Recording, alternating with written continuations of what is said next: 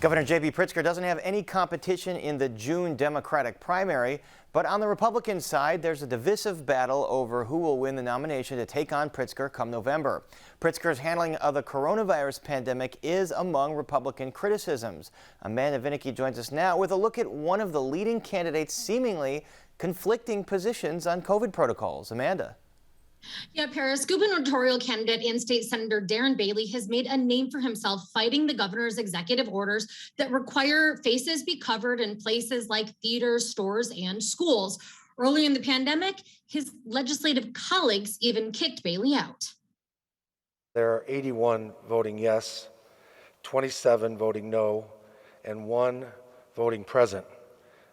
Representative Bailey will be removed from the House floor. Doorman, please remove Representative Bailey.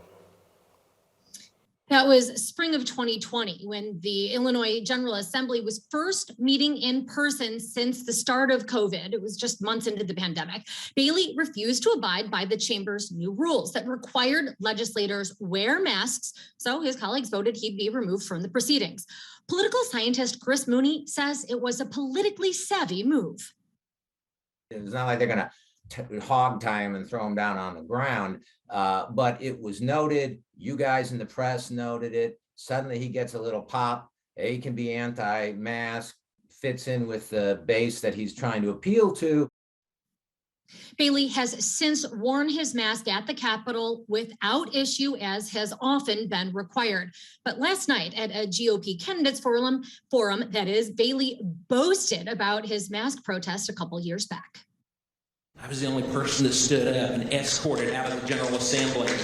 I've been standing up and pushing back and trying to educate parents from day one to take back your schools. When we allow government to get out of control, we lose our freedoms. Bailey has often pushed back against mask orders and statewide mandates. In my argument from day one, I understand and acknowledge that things are much different in Chicago. I get that because there's a lot more people up in the northern part of the state. But when you live down here in southeast Illinois like I do, and you realize something's wrong and we need to treat things a little bit differently in certain parts of the state. Now, despite his walkout, lawsuits, and campaign rhetoric, masks have, during pockets of time throughout the pandemic, been required in Bailey's district and specifically by workers on the Bailey family farm, of which Darren Bailey is trustee. When farms bring on seasonal workers, say for the harvest, they have to file employment condition forms with the Department of Labor.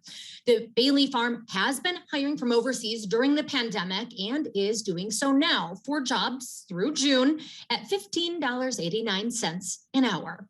The Baileys require migrant workers wear masks, especially if they cannot keep 6 feet apart.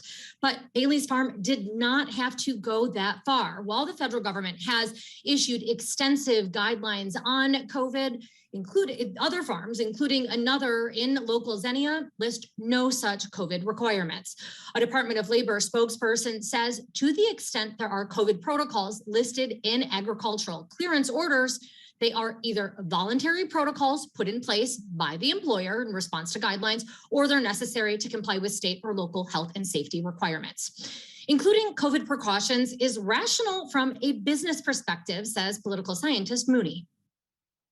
He knows that his business will be hit if workers get sick and they infect each other. He needs, and agriculture is particularly a timely, things have to be done at a certain time, right? Or there's a problem.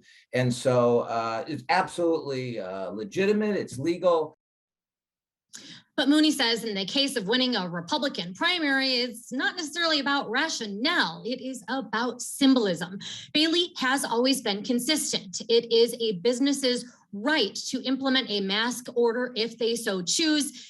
They should be able to do what they want, he says. He is against government interference. Still, Bailey's Republican opponents, Richard Irvin, Gary Rabine, Paul Schimpf, and Jesse Sullivan, can point to it as hypocrisy, Mooney says.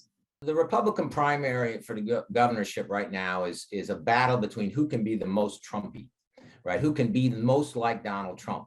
And so this is what he is doing. Donald Trump eschewed masks.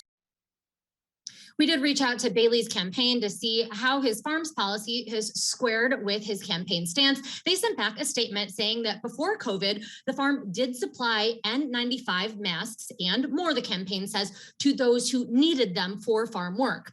Senator Bailey's stance is very consistent, as he has always stood against tyrannical government mandates and for the rights of businesses and individuals to make good decisions for themselves. The campaign says also saying it should come as no surprise. This is farm work, so mostly done outside.